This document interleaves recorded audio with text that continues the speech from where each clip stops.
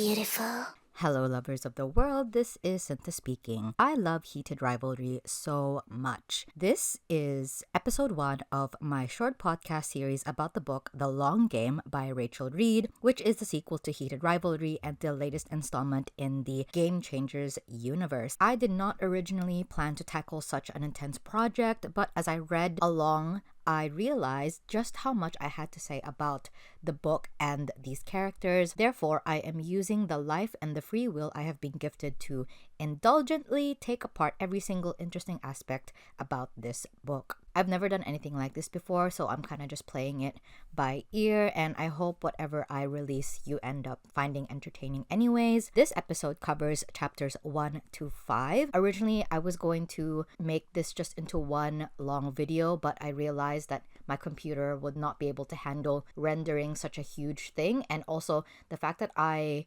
talked for 2 hours just on chapters 1 to 5 meant that I definitely needed more space and time to say everything that I needed to say about the book. So spoilers for obviously chapters 1 to 5 of The Long Game, as well as just the big events found later in the book, because I've been in the Heated Rivalry fandom for 3 months now, and being in that fandom space just meant that I've just been spoiled on basically the entire plot of the book, the big major plot points of The Long Game. So, and in order for me to fully express myself on everything that I thought and everything I liked about The Long Game, whenever I comment on something about the book, I will keep all of those in mind. So it's really difficult for me to hold back spoilers in that way.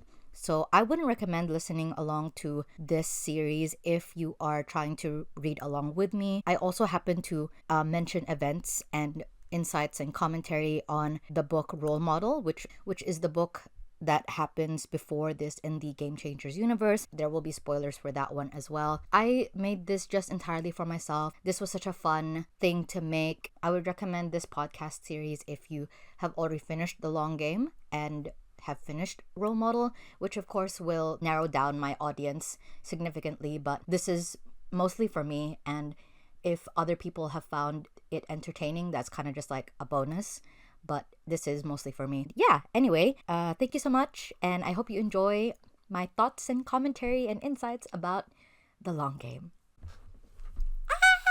Okay, so Part 1. So here's my copy. As I read this, I have been underlining notable lines and paragraphs, just stuff that I was oop, that made me go like this. Sometimes there'll be stuff that's in relation to things that I know is gonna happen later in the book because I have been spoiled on what's gonna happen, one of the key events of the book, right? Or whether it's about a character's personality, or whether it's foreshadowing. I'll go through page by page basically, and I don't have a very in-depth annotation system. I feel this is the first time I've really done something as involved as this when I'm reading a book. All right, okay.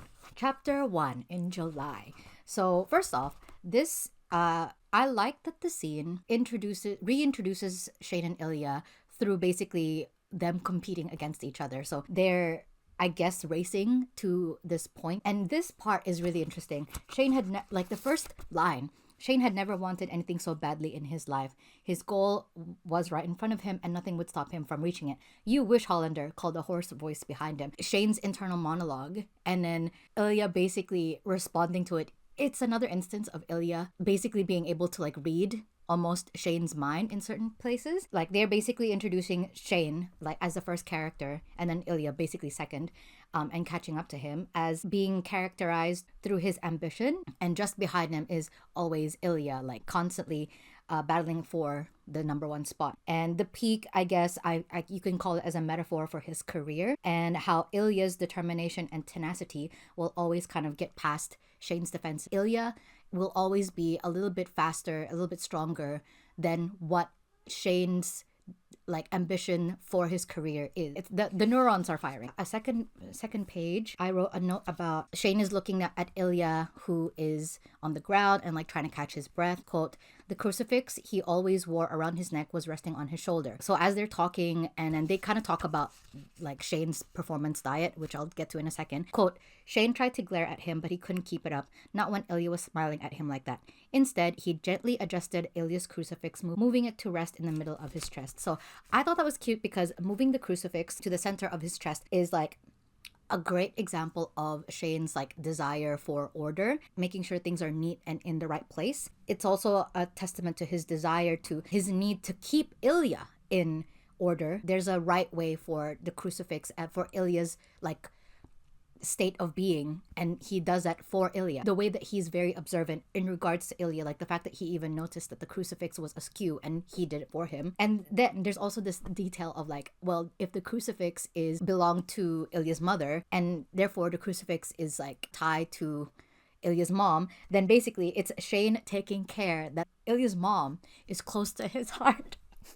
I like, it's such a small detail, but you can blow it up into unimaginable. Like, I did read Heated Rivalry, but I don't remember Shane's like strict diet being as much of a factor in the plot there. But here, it's basically page 2 that we're already talking about Shane's disordered eating. The next post-it note I have is when they're talking about how Shane's hair is growing out and how, quote, he'd grown it out during the playoffs and Ilya had protested when Shane had suggested it was time to get it cut. He'd let Shane shave his terrible patchy excuse for a playoff beard though. So this is interesting because I saw this amazing tweet where Shane growing out his hair is basically an example of him stepping out of the more masculine box or like gender expectations. Like men traditionally have short hair, and the fact that he kept it long and Ilya was the one who convinced him to keep it long is like Ilya is once again like pushing Shane to explore other aspects of queerness. Him shaving a beard, which is another typically masculine feature, is like, okay, another way of like shedding off that more like traditional masculinity. And then I also highlighted this part where Shane says, you're just full of energy towards Ilya, which I thought was interesting because like I know that Ilya has depression. It'll be revealed later on in the books.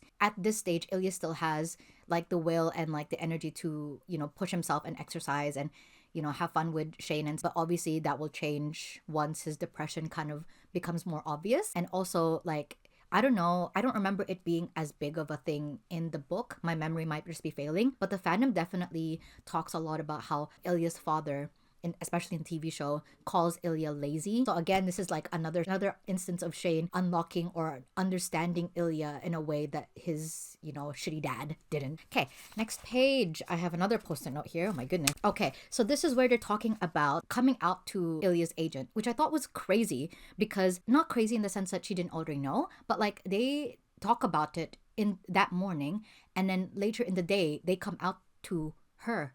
So like the decision was very like, that. And I feel like that's another instance of Ilya being able to, you know, gently push Shane towards like a better direction or to be braver. Shane is such a chronic overthinker. He's so nervous and so reserved about like wanting to come out to other people. But the fact that Ilya could like, the way he does it is like he points out, it's something that Shane already knows deep down. Like the fact that Farah would definitely not hold it against them. Like she would react really well. Shane is the one who even recommended Farah to Ilya as his new agent. Ilya's still the one who has reminded him that like we can trust her, even though he was the one who already trusted her in the first place. For him to have recommended it to Ilya reminds me of like the Troy and Harris dynamic where like Ilya pushes Shane to just be braver and like take more risks because he knows that it'll pay off, and Shane being able to trust Ilya in that sense. On page 12, I underlined, okay, so they're talking to Farah and asking about how long they've been together or like how serious their relationship is, and Ilya says very. And quote, Shane's heart flipped the way it always did when Ilya made it clear how much Shane meant to him. Because again, Shane needs a lot of like verbal reassurance, which I think I'll talk about more later. I was quite surprised at how much, I think Shane in particular tells Ilya out loud how much he loves him. Like for somebody who's like super constrained like physically, like he doesn't want to touch Ilya, like he's always worried about them standing against each other, but when they're in each other's presence, like he is so vocal about how much he loves Ilya. And I feel like that's, it almost seems like that declaration slips out of him unconsciously. Like he's not even thinking about it. He just says, I love you, because he does. And so obviously Shane will like it when Ilya is pretty much the same back, like being very vocal about how much he loves Shane. And then the second thing that I underlined, because I saw this on Twitter for sure, Farah goes, do you want to tell people? And Shane says no. And at the same time, Ilya says not yet. So again, Shane is still very like protective over this relationship he has with Ilya, whereas Ilya seems like is more eager to be upfront about their relationship to others, like in a more soon way. Page 13, I highlighted the part where Shane, I'm gonna read this out loud. Shane loved Ilya, quote, Shane loved Ilya so much it physically hurt to contain it some days. He didn't want to be a gay icon or deal with any of the attention they would get from the hockey world, both good and bad, if they ever disclosed their relationship. But he wished he could love Ilya openly without dealing with any of that. Like, this is the crux of Shane. He's just a private person. I totally get it, bro. I totally get it. Quote, maybe one day, after they were both retired, Shane knew some retired NHL stars and they'd been able to easily fade into the background if they wanted to, sometimes even if they didn't want. Eventually, the world just stopped caring about them. This is, I think, this is like Shane's dream scenario. Like he like wants to play hockey for however long as he can, and then at some point he like basically crossing his fingers that eventually people will just forget that he existed, which is crazy because he has so many brand endorsements and like commitments, and he is such a public figure. In the show, like, this is tricky because my wires are getting crossed with what the show decided to do that it's unique to the show versus what's in the text. You know, a lot of the way that Shane is so famous, like visibly, is because of Yuna's management, right? It ties really well with the expectation and the burden of visibility that Shane takes it upon himself, at least in the TV show. It really enriches the book. When Jacob Tierney read the books, he saw the potential in expanding on that. So I definitely feel like they strengthen each other. I wrote his perfect scenario is that afterwards he simply basks in the privacy that has been stolen from him for so long. And I think that privacy and hiding, I feel like, are very different. Oh, actually, I think both of them can't really tell the difference between privacy and hiding, but I feel like those are different. Hiding implies that you're actively avoiding the gaze of other people, whereas privacy implies that people are respecting your space enough that they avert their gaze on their own. So those are very different things. Like, Shane and Ilya are hiding, but what they really want is privacy. Like, what they really want is people respecting themselves as individuals and as a couple enough that people will just like leave them alone of their own volition. Moving on to the next thing that I highlighted. I have to talk about this. This is the paragraph that the title came from. Quote, which meant another decade of hiding probably, but Shane would do it. He would do anything for Ilya. He told him once that he was willing to play the long game when it came to their relationship, and he'd meant it. Oh my god, patience, determination, grit, restraint, all of that is like what Shane thinks he needs to win this game. And then the next line is, why are you getting sad, Ilya asked. Because he can read. Oh my god, this is so serious. Like, he can tell from Shane's expression that he can just read him so well that like he's not feeling good. In response to that, Shane just goes, I love you. Like, I've just been seeing so many people like give Shane shit for the way that he miscommunicates or whatever. Like, they both hurt each other, all right? But I feel so protective of Shane because the way that Shane is sensitive is really similar to how I'm sensitive sometimes. So I feel like I just sympathize with him a lot more than the way Ilya is sensitive, okay? I just feel like I relate so much more to Shane. Chapter 2. Oh my god. Gunshots. So I knew that this scene existed. So I feel like I was saved a little bit from the surprise and shock that would have happened if I just read this without knowing of any spoilers. This is a minefield. This is crazy. Chapter 2 infamously has the scene where Ilya is having a dream of his dead mother. They're in like a lawn behind Shane's cottage in Ottawa. Ilya wants Irina to meet Shane. You honestly don't even need to overanalyze this because this is literally so clear in the text, where this dream is clearly like a manifestation of Ilya's own insecurities about how committed Shane is to him. The fact that he has basically nobody that he can share with Shane, and he very clearly wants the only person that he remembers to have loved him to the extent that Shane has clearly loved him. They want them to meet in his dreams. Shane doesn't come out to meet her before he disappears. Oh my god, I'm crashing out for real. Everybody's crashing out over this, clearly. Okay, where was I? Quote, Ilya waved to him and Shane moved away from the window. Good, he would be here soon. He would wake up, she would disappear, but still he wanted her to meet Shane. Shane was taking his fucking time. There was no sign of him when Ilya looked back at the house and he began to panic. Like, this is Ilya being like, Shane is taking so long, like warming up to the concept of them being public. Like, to Ilya, Shane is like being too slow to the point where at some point the moment will pass and it'll be like too late for them to come out. Something like that, right? This is a dream. Irina is like a symbol or like the metaphor of like, I don't know. Yeah, he wakes up. Oh my god. Quote, no, Ilya said, wait, he will be here. Oh, just wait, don't go. I'm gonna kill myself. Sorry, I'm so dramatic. So yeah, he wakes up and he's in Shane's bed in Montreal. And then quote, Jesus, how long had Shane been awake? I underlined this because I feel like I'm a Shane defender for real. Because I feel like so many people like take Ilya's side. Fair enough, like my bro has been through the absolute ringer. The TV show, I was already very Shane biased. So like, it's just so much easier for me to sympathize with him when I'm reading this brand new text. When I read this line, the fans don't really think about how much pressure Shane is. Because again, like Ilya is again going through it, right? He's having this terrible dream, but like Shane is not really sleeping well. Neither of them are sleeping very well because it's obviously the scene is about the mom. Like, it's very much of the past, whereas Shane is very like, I have to be awake right now and doing things that he can't even spend that much time with Ilya in bed in his own house. There's a lot of things that Shane feels like he can't control, but at the very least, the camp is the one thing that he can control and make sure that it's good. So he's throwing himself into it. This is about Ilya and how he feels about Shane. Quote, and the frustration of Shane not moving fast enough, of not caring enough. And obviously he's trying to shake it off.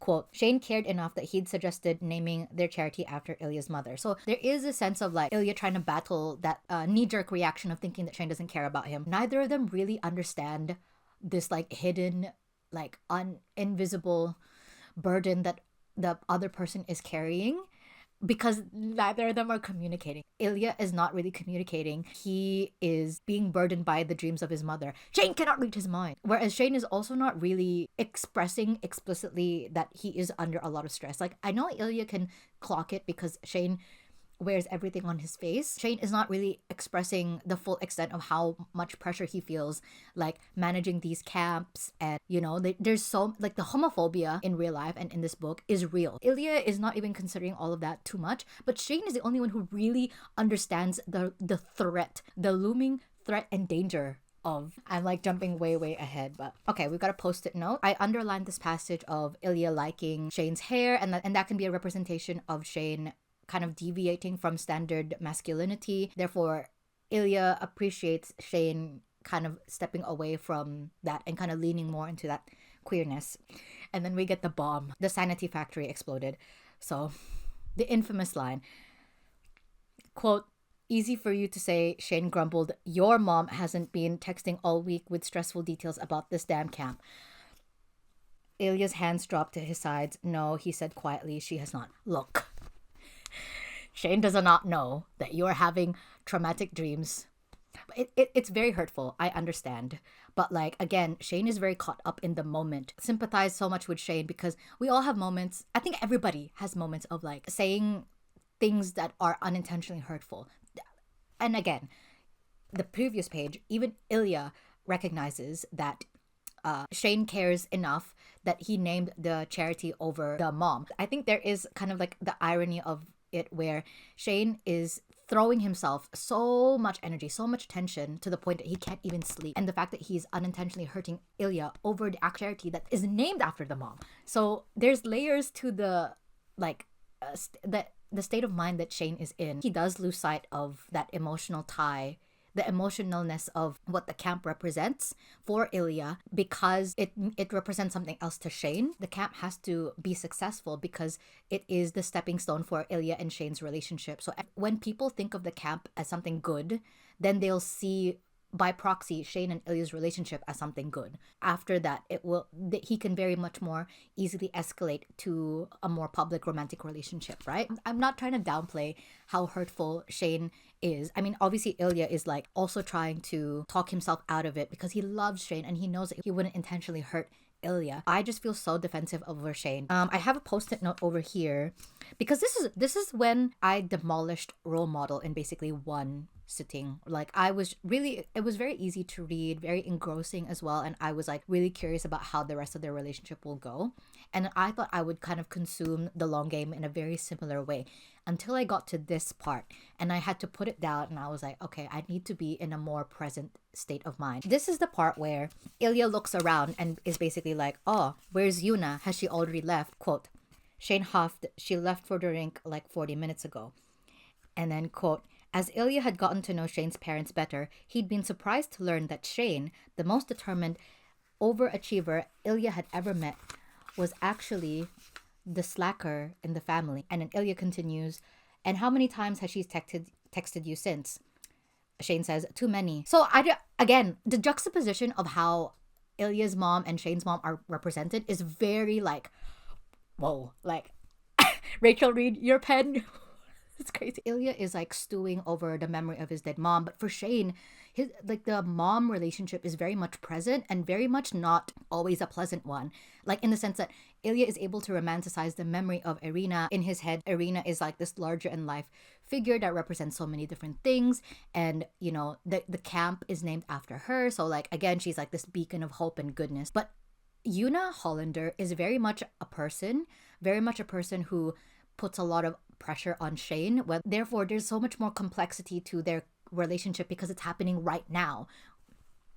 I'm like such a Shane defender right now. I wrote down in my post-it note, Shane and the weight of your own mother's expectations of you is suffocating. So Shane, unlike Ilya, Shane cannot envision a life without the constant presence of his mom. It's not always a good thing. I think the show did a much better job of showing that. The decision that Jacob made over making Yuna like not just his mom but also a little bit of a momager, like it really does so much to shift the weight way more on Shane's shoulders. In the second season, like it will hit like crack. The audience will be able to see how different their relationship is to Shane and Ilya's relationship to their respective mothers is gonna dictate and color how much of their miscommunication issues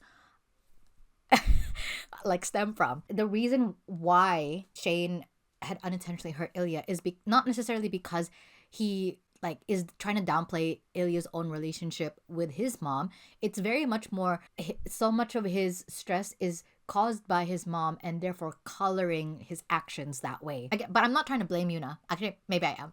I don't know.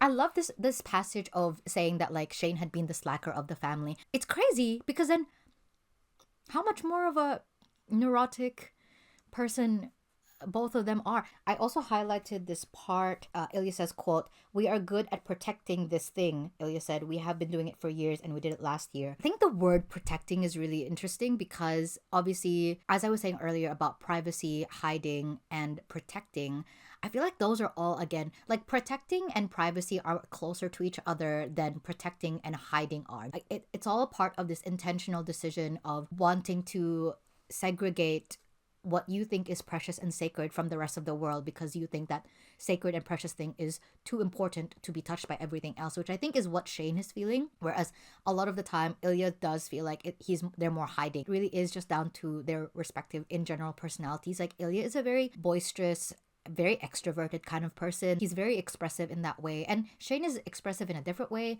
but Ilya thrives off of that connection with other people, and so whereas Shane is very much more reserved. It really is just that fundamental difference between like an introvert versus an extrovert. Okay, so they're talking about Hayden Pike. It's establishing in the text that at this point Hayden knows that Shane and Ilya are together and that Hayden is a coach at the camp. I like this part because I think it's very sweet. Quote, Shane tugged hard on the curl he'd been gently twisting. He's my best friend, he says to Ilya. I thought I was your best friend. said Ilya to Shane. Hayden's my best friend that I don't kiss, Shane clarified. I think that's really sweet. I think that's really sweet that they called each other their best friends. Like, that's really sweet. Okay, this part. I love this part, and I feel like nobody is giving enough weight to this part. Okay, so they're talking, they're like drinking. Okay, also another point to Shane's fuck ass diet.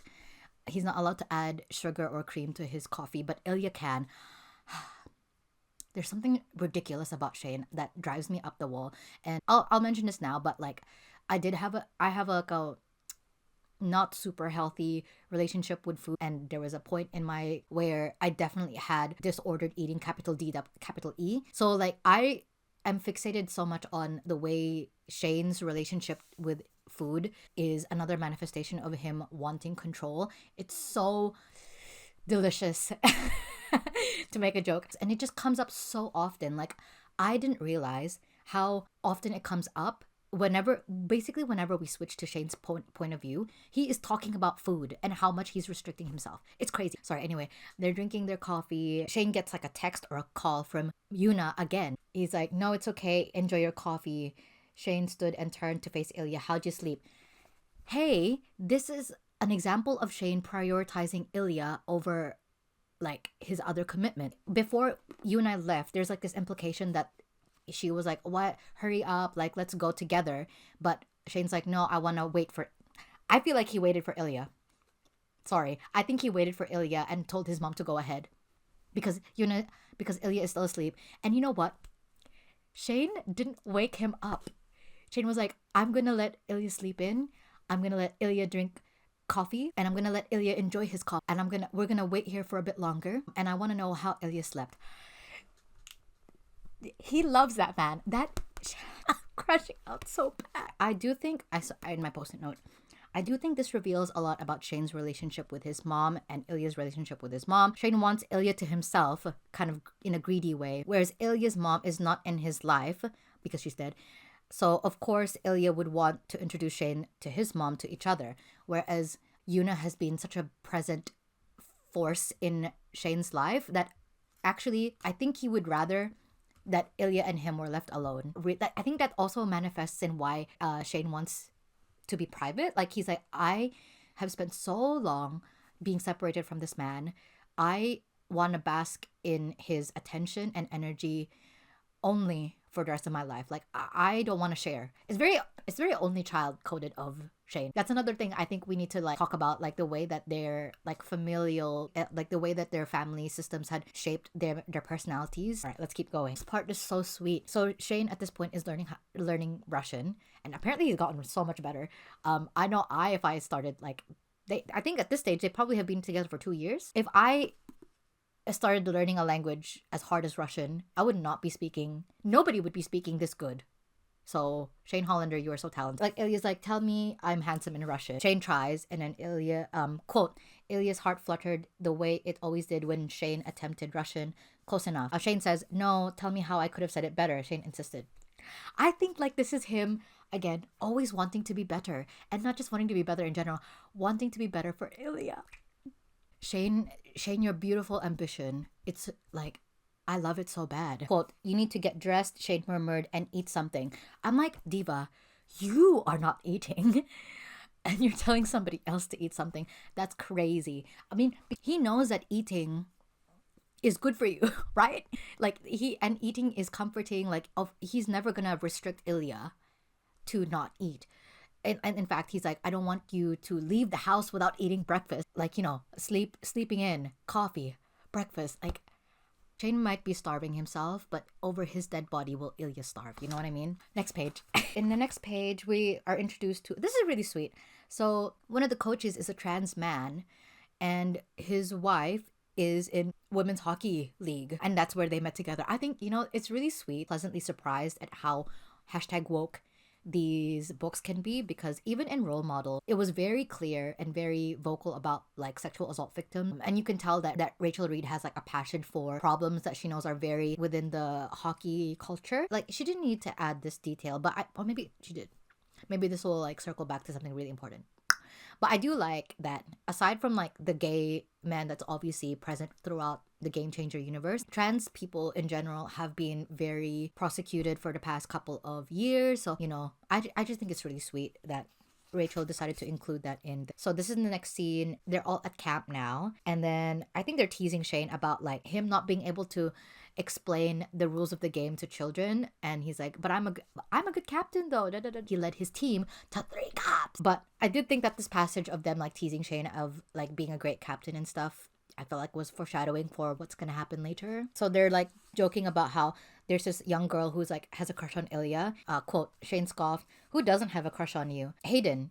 Ilya paused as if deep in thought. "Unless ... And I was like, that's freaking funny. Skipping ahead to a few more pages. So this part is when Ilya, in a fit of jealousy, so Shane is talking to a reporter and Ilya recognizes that the reporter is attractive. So he like basically shoots a puck at the glass wall, or not, it shouldn't be glass, like plastic wall that is in front of Shane and the reporter talking to freak out Shane and the reporter. And Shane's like, asshole. And then I was like, oh yeah, haha, cheeky. But then like this scene actually turns into like a little bit of a fight. So the rest of the day, things are kind of tense between them. They're like in a room together and then they're like talking like, why are you acting out like a child? Quote, Shane says, "You almost gave me a heart attack with that stupid puck. And why? Because you thought I was flirting." Ilya huffed, "You do not know how to flirt." Shane's eyes narrowed dangerously. Ilya looked away. "I was jealous maybe." Keep going. This is important because Shane is encouraging Ilya to communicate.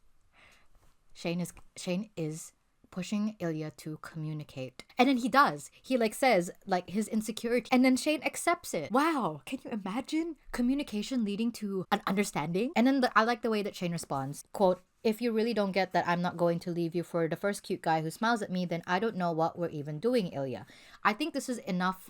Like this phrasing it conveys enough of Shane's annoyance that Ilya seems to like waver a little bit or not seem to trust Shane that in the way that he feels like he can trust, because the way that he's phrased it actually makes Ilya sober up. And in the page before, like Ilya didn't want to apologize for acting out, but now he does. He's like, "I'm sorry," Ilya said, because suddenly he really was a weird day. I was maybe just, he sighed, "I'm sorry." I think that's sweet. Okay, like I think they're communicating and look how fast the conflict resolves itself if they just made their needs and desires known. Shane being really vocal about how much he loves Ilya. He says, "I'm yours, you know that." "I know."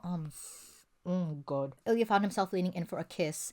Again, Shane is a lot more like vocal, like verbal vocal, whereas Ilya is really like touchy-feely. Like I think those are their like love languages. Ryan Price had nearly walked on them like kissing again, and then Ilya suggests that that Shane and Ilya go on a double date with Ryan and his Fabian. Similar to the Farah situation where Ilya just manages to convince Shane to like get over this like emotional hurdle. Like Shane like relents, like gives in pretty easily. Like I didn't expect him to agree so easily. It's only been a few pages, but like Shane is so anxious over everything. Ilya suggests it at that spot, and then in the same breath, Shane's face scrunched up in an adorable way, and Ilya knew he was trying to find a reason to protest. But in the end, he smiled and said, "Wow, we could really do that, couldn't we?" Ilya smiled back. "We could." Like they really are so good for each other. Like Shane gets Ilya to communicate, which again is Shane's thing of like verbal communication. And then Ilya pushes Shane to like take bigger like physical risks. Oh my god, they're so good for each other. So now we jump to a different setting. They're at home and then they're in the kitchen with Yuna. Quote, Shane was staring miserably into the middle distance, the lower part of his face covered by his folded hands. I feel so bad. Like Ilya feels so unburdened by thinking about your own actions, whereas Shane feels like he's shackled to these. He is plagued by like everything that he didn't do or like could have done better. He's like just replaying the entire day in my head. Get this guy on some fucking medication. This isn't healthy, bro. This is so sad. This part kind of pissed me off. Shane is so much stronger than me, so I'm really interested to see how this will play out in the TV show. Yuna and Ilya are making dinner together because Shane is having basically like an anxiety attack. he's not helping them, and then they're like joking around about how Ilya and Yuna are the only ones doing work, and quote, Yuna placed her hands on Ilya's shoulders and squeezed once. I love that idea. Ilya bit his lip to contain his smile. He really liked Shane's family. Ilya being like joking around that he's like the favorite son. Shane is so much better than me in a lot of ways, but in this area, like, I would have crashed out. Like, that would kill me. But I think it's like a reflection of my own like relationship to my parents. It would kind of wound me, but I think on a text Shane isn't super bothered by it. I think he is just happy that like everyone in his family is getting along, and obviously it means a lot to Ilya that he's got a family in the first place. Obviously he was dreaming about his dead mom, but now Shane has basically given him his mother to look after Ilya. I wrote down in this post-it note, Ilya can enjoy the benefits of Shane's family without having to deal with the burden of their expectations, because Yuna can joke around with Ilya and like basically treat him in a completely different way, like more lenient compared to Shane, because Shane is her son, and like just the stakes and the standards are just so much more different compared to the two. And I just feel like that deserves to be acknowledged, because to Shane, their love is also the weight of expectations, whereas I feel like Ilya sees it as more very unconditional love and support, which he definitely deserved, but it just makes me feel for Shane a lot. I feel like again Yuna and Ilya are not really thinking about the consequences of coming out, because they're encouraging Shane to like tell JJ. It almost feels like they don't trust Shane to know his own friends. We already know that Hayden begrudgingly accepts Ilya as like Shane's partner, and that was already probably like a huge deal to Shane. In the text, we know that JJ is still not really supportive of their friendship. So I feel they're not really considering that out of all of them being affected by Shane coming out, Shane is the one who has to deal with everything changing. It's not really fair that they're just trying to encourage him to come out, but they're not going to be the ones who has to face JJ. They're not the ones whose friendship with Hayden would like fundamentally change. Like, you know, I feel like it's not fair. They really have no business like encouraging somebody to come out to other people for them. Like, I think that's kind of just, it's rude and like really thoughtless, because the only people that who get to decide who they come out to and when is the person that like is directly affected by it. Like, Ilya is not even in the same team as Hayden and JJ, but you know who is? Shane. So I don't know, I'm like getting really worked up over this such a small passage in the text. We're gonna move on to chapter 3 to like keep this going. I highlighted this bit, another part about Shane's fucking diet. Oh, see, this is cute. It was Ilya's idea to go on a double date with Ryan and Fabian, but Shane is the one who approaches Ryan. I think that's very sweet. Shane doing the like physical act of stuff that Ilya is encouraging, right? Ryan and Shane are talking, and Ryan suggests this like pizza place, and then I just feel bad because Shane, quote, Shane's current diet meant he could eat basically nothing at the pizza restaurant, but he nodded enthusiastically. Sounds great, let's do it. He's not even gonna let himself eat something for one night. It was Ilya's idea, but you can tell that Shane desperately does want this for himself now. It's not like he's doing it for Ilya necessarily. It feels like he's doing it for himself after Ilya had changed his mind. Ilya points things out to Shane in a way that Shane doesn't even recognize that it's something that he wants until Ilya explicitly states it for him. Okay, so we skip to a few pages. They're at the restaurant now. Shane's first like impression of Fabian and a lot of the internalized homophobia he carries in himself. And I really appreciate that it's something that he recognizes and tries to work on in his own mind, because Fabian is like very feminine, I guess. People talk about how hot and pretty he is, I guess, and the way he dresses. He's wearing like nail polish, he's got eyeshadow on. I like that Shane, once he sees Fabian, it's like makes him confront that actually, even though he is gay himself, and even though he is afraid of like the anti-queerness in the hockey culture, he carries a little bit of that with him. And then I'm just going to read out this line, quote, which just proved that Shane needed to spend more time around other queer people, particularly queer people who didn't play hockey. So much of Shane's life has revolved around hockey that even he cannot view masculinity, femininity to a certain extent, and queerness without the hockey lens already there. So Rachel Reed. I also like this detail that Fabian's fingernails are periwinkle blue, which is famously, or like one of the main colors of the Montreal Metros. But I think the shade, especially in the show as well, it's a lot of a darker blue, whereas periwinkle is a little bit softer. It has connotations of of the person, just like softer and more gentle, which I think Shane is in a lot of ways. It's like Shane's gentleness being reflected back on him on another person. The date itself, I didn't have much to say because it's all very like clear in the text anyway. I highlighted this bit in page 39 because this is a huge foreshadowing, and I think really clearly shows how Shane and Ilya understand the way that Shane has like is trapped by or suffocated by his hockey team. Ilya's joking around about his health. Shane says, quote, "I fear not living up to the expectations of the Montreal Voyageurs organization and our fans. Would be easier to cheat death," Ilya said, "than to meet Montreal's hockey expectations." He wasn't wrong. Guys, this is so... I just wrote, help. I did like their conversations here because both Fabian and Ryan are very much checked out of hockey in a way that Ilya and Shane can never really be because their relationship to hockey is just so different. Like Fabian is a complete outsider and Ryan is like, I don't give a...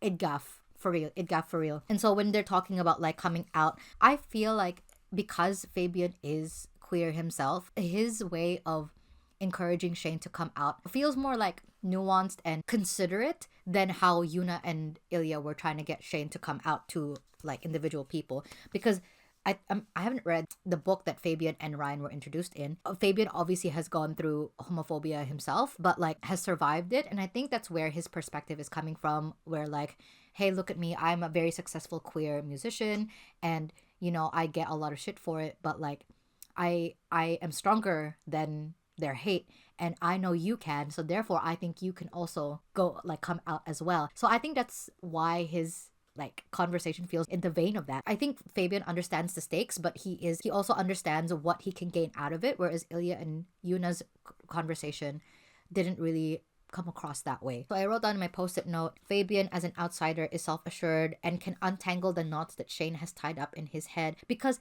Fabian is right. Like nobody should care about somebody being gay. I mean, we already had Scott and, you know, even Ryan, but he's retired, Troy and Harris, right? But I do think somebody tweeted this today, or like I saw the tweet today, the rest of the Game Changers books with different couples highlight how different Shane and Ilya's situation is to like literally everybody else. Like Scott and Troy can date non-public figures basically. Ryan and Eric, I think, have already retired, so nobody is really paying that much attention to what they do now that they're not actively playing hockey. So everyone's circumstances are different and allows them more leniency than what Shane and Ilya are doing, because it's just different. In the same way that everyone coming, like people's coming out situations are always going to be different. Like if I, like nobody can come out in the same way that everybody else can. Everyone's like stakes and circumstances are different. Quote, "The way Fabian said it made the distinction sound so unimportant. It really shouldn't make a difference,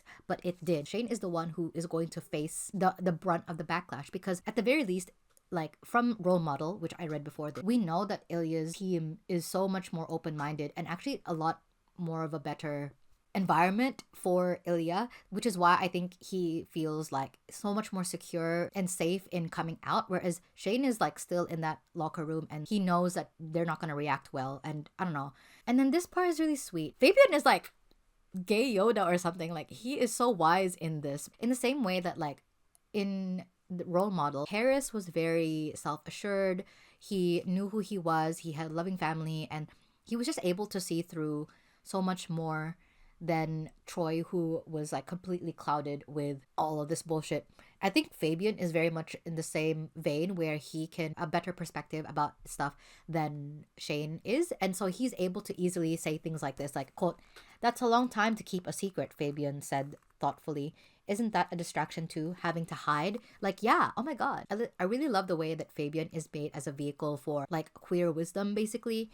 I'm pretty sure they're about the same age, but you get the sense that his journey with queerness is just a little bit farther along, like so much farther along than Shane and Ilya's, at the very least Shane, right? And then I highlighted this another instance of Shane, quote, "dying for a slice of Ilya's greasy sausage covered dinner, but he dutifully ate his salmon and garden salad."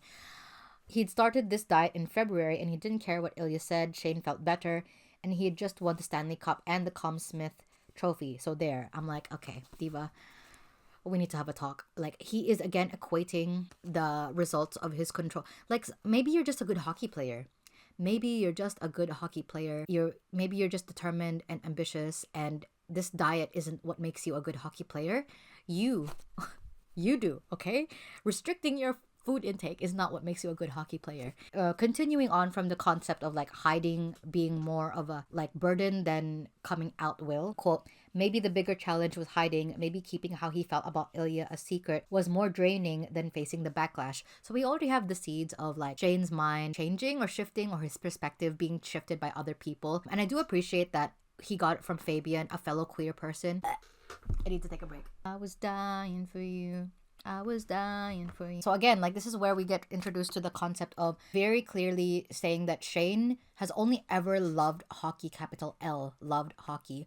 Nothing about it has ever made him feel bad. Or maybe if it did, like, whatever hockey was giving him and whatever he was gaining from hockey is so much more than what he felt like, all the times that he felt like he was losing or made to feel bad about within hockey, right? Ryan in the book, he retired from hockey and his relationship is completely different. Even Fabian described it as like a bad breakup. He misses how hockey used to make him feel before it made him feel bad all the time. That's what Fabian says. And then, quote, well, I'm glad if we helped him gain back some of that love for the game. The way that the camp really is such a beautiful, it's a manifestation of Ilya and Shane's relationship to each other. It's becoming a space for other people to find themselves back into loving hockey, which is like, again, something that Shane has always had. So they're debriefing in the car about like what they thought about the other couple. They're talking about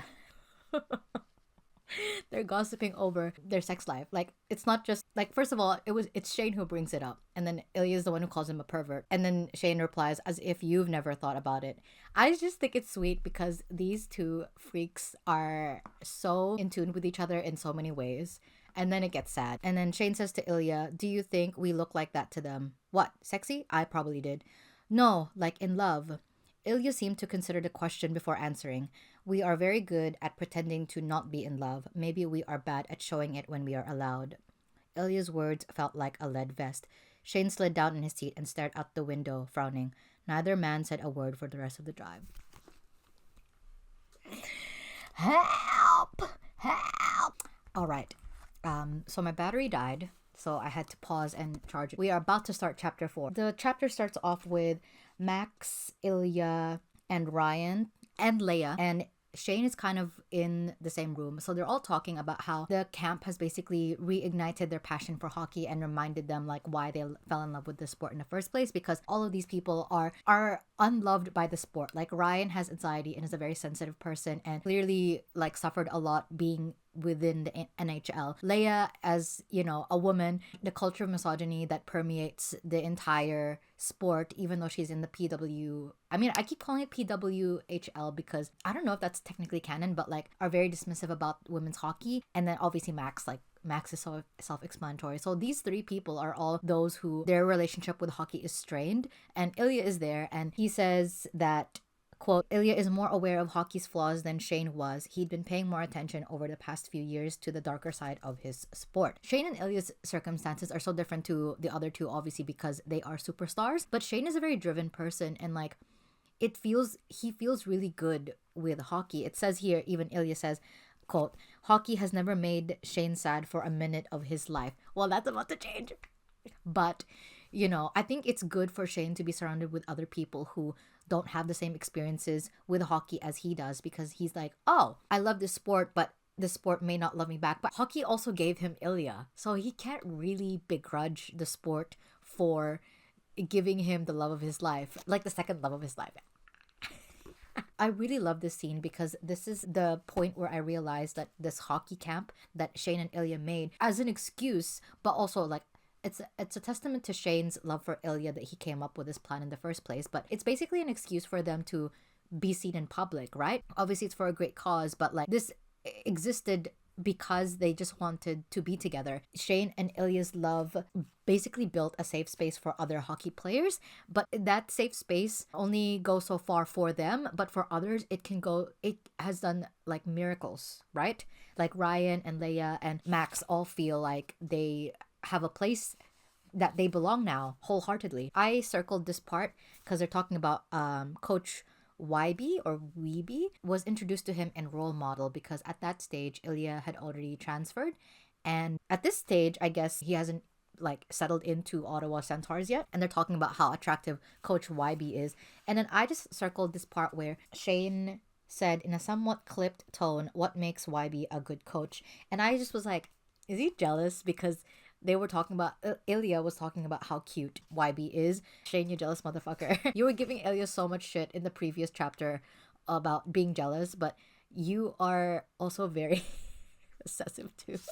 We get talks about Hayden again. You know, from what I heard from fandom, I would have thought that their relationship was way more antagonistic, but like, to be fair, this is just in the beginning of the book. Ilya has basically complimented Hayden twice now, and we're not even like past chapter 5. Quote, Ilya made fun of Hayden a lot for a million different reasons, but he secretly admired his ability to parent 4 young children. He was a good dad as far as Ilya could tell. Ilya wants to have children so bad. Like, I think it's very, as somebody who also works with kids as their job, like, I get it. This is an interesting scene, but again, like, it really shows that I think it's a foreshadowing of like Ilya's desire for to build his own family and how good he would be at it, and also in general like his leadership skills. There's this scene where 2 of the kids are arguing about hockey stuff, and Ilya was able to completely diffuse it.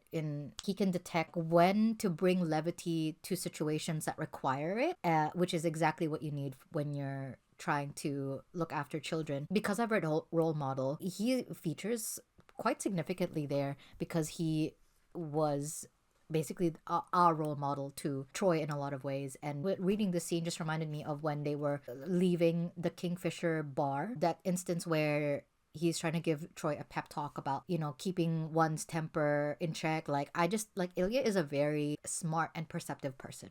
Page 52. Oh my god, this is so sad. Shane, if there's no Shane defenders, it means I'm dead. Like, I'm Shane's ride or die for real. Max and Leia are doing PDA in front of Shane and Ilya, and quote, Shane felt a hot flash of jealousy followed by the urge to kiss Ilya in front of everyone. Would anyone here even care? It is getting to him. First of all, Yuna and Ilya bringing up like coming out to JJ, the double date he had with Fabian and Ryan, and now this. Like, I think he is slowly changing because of all these instances towering up on him. Obviously, I know how the book ends, but I really do feel like if that hadn't happened, eventually Shane would have decided on his own to like come out because of so many of these breadcrumbs showing that his fears kind of being, not to say challenged, but like it's showing that he's like warming up to the idea basically. And then I love this part because Shane obviously also wants like what Max and Leia have. There's like an interesting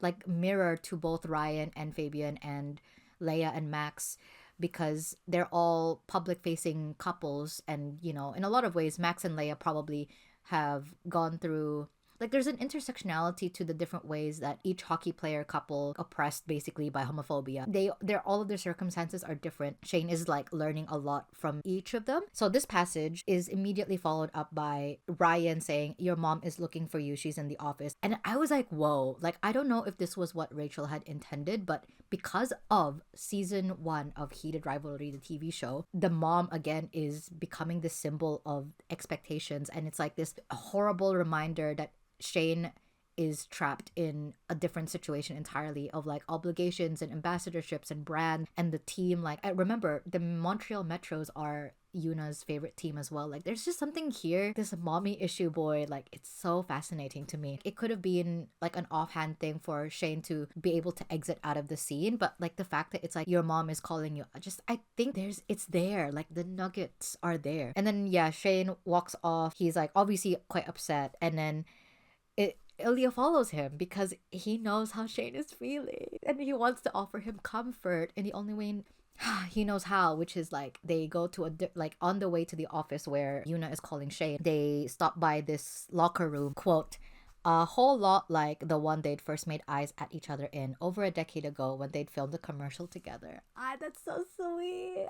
Ilya was kissing him, quote, as if this was a form of physical therapy, because that's how Ilya expresses it.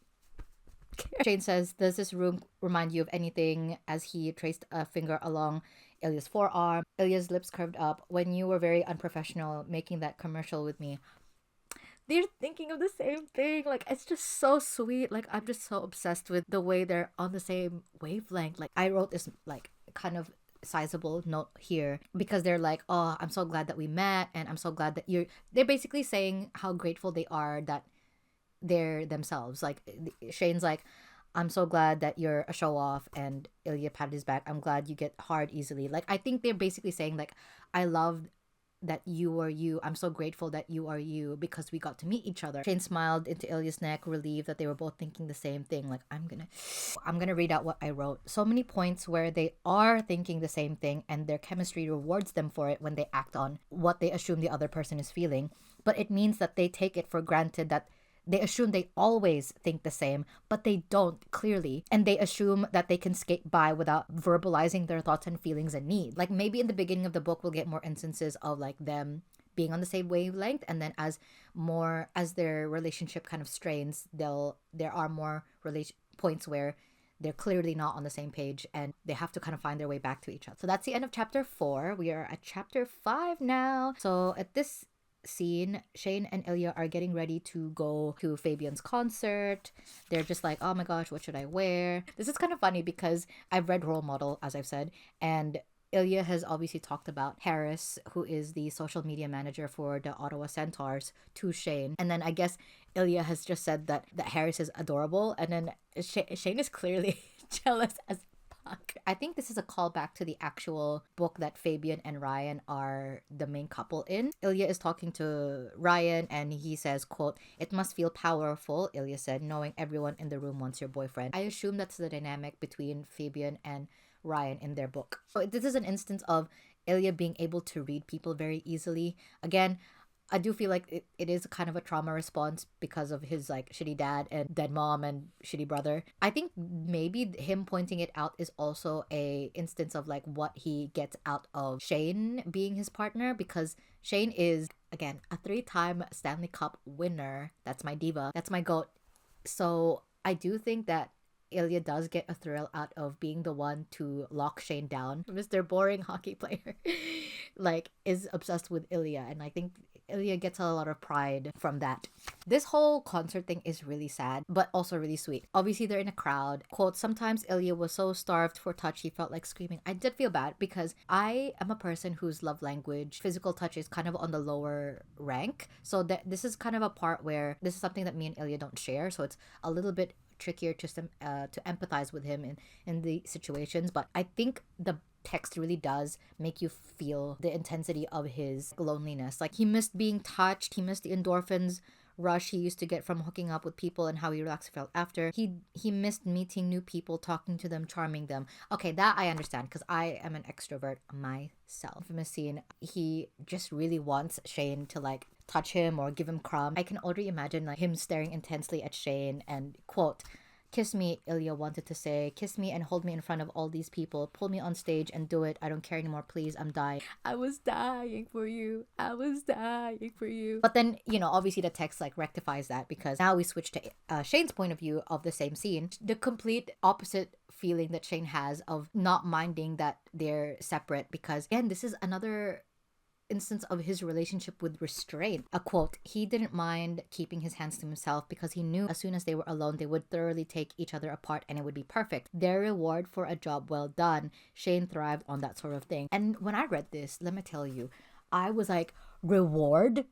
Like with food? Depriving himself of basic things like food and touch, human touch, on the top of the hierarchy of need, because he thinks like there's a reward at the end of the tunnel. Part of his journey is realizing that the hard work that he puts in will result in good things like 3 Stanley Cups, but sometimes it doesn't. And so you have to like really abandon the battles that are not worth it at the end of the day. And this is one of them, like depriving himself of food as well as touching other people. Like, yes, you could argue that it's part of his personality that he's not as touchy-feely, but like him and Ilya's like love language, like more than physical touch and more than verbal speaking, it's sex. He rationalizes himself out of needing to touch Ilya. Is really sad because he's like, oh, I just have to do this and then I'll get something at the end. But like Ilya's like very much in the present, like I want this now because life is too short to, deprive myself of things that I love. Shane also assumes that again, assuming that Ilya feels the same way, that Ilya has no problem with thinking that their private moments are the reward for the hard work that they put in. But like, clearly Ilya, I mean, obviously we know that as a reader, knows that that's not the case, but Shane doesn't, unless I guess Ilya says. But yeah, that's crazy. The word reward is nuts to me because like it really, I can't disentangle Shane's relationship with human touch and his disordered eating away from each other. Shane's inner monologue is like, wow, Ilya is so hot. That fucking loon tattoo staring Shane in the face, practically a brand on Ilya's skin. This part is crazy because like, you put, these are literally like them in the same exact situation, but they could not be farther away from what the other person is feeling and thinking. Quote, mine, Shane thought, the world doesn't need to know because I know. This is too much.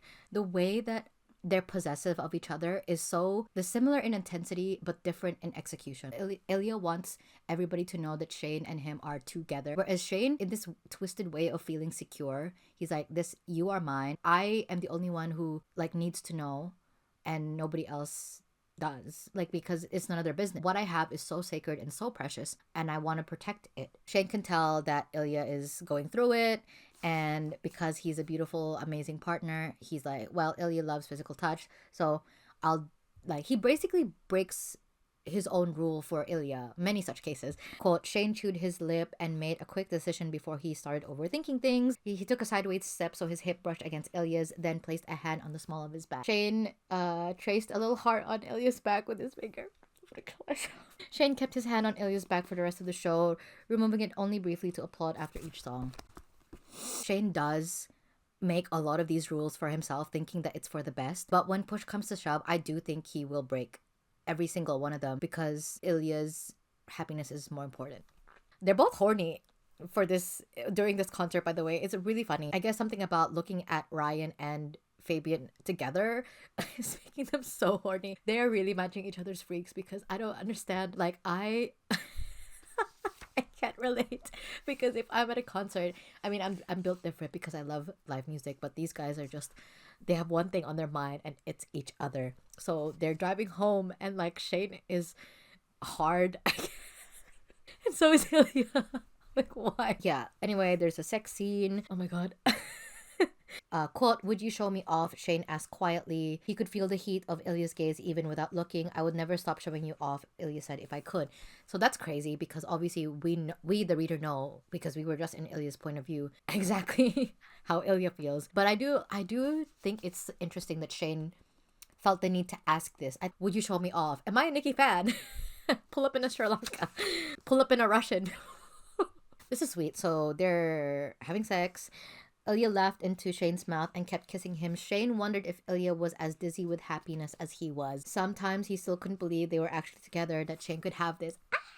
I love queer joy. I need maybe another 3 to 5 business days to unpack this paragraph over here about when Ilya thought no one would notice when he couldn't help it. There is again this relationship that Shane has with restraint that is bubbling underneath the surface, where he has so many rules for himself, so many things that he gets caught up in. When it comes to Ilya, he just can't help himself and express how he feels and like act on his own desires. So I finally reached a part where it really explains how much fluency Shane has achieved after just like 1 or 2 years of learning it properly. Quote, my beloved, Ilya murmured in Russian, so beautiful. Shane let his eyes close for a moment, letting Ilya know he understood. Ilya couldn't hide behind his native tongue anymore when he wanted to be sweet and soft. It was something Shane had worked for.